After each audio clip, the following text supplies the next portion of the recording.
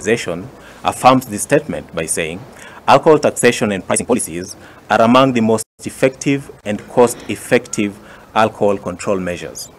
An increase in excise taxes on alcoholic beverages is a proven measure to reduce harmful use of alcohol and provides government with revenue to offset the economic costs of harmful use of alcohol.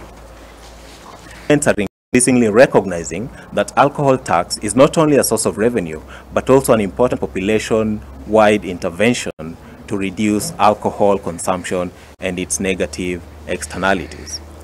As such, we note that the current excise rates on beer, wines and spirits are Kenya shillings 142.44 per litre, 243.43 per litre, and 356.42 per litre respectively.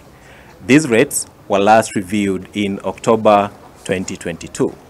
Marketing on the digital space, the online marketing of alcohol, which this marketing that are done online targets vulnerable children and youth, and this increases the risk of early alcohol consumption and to young people or to children.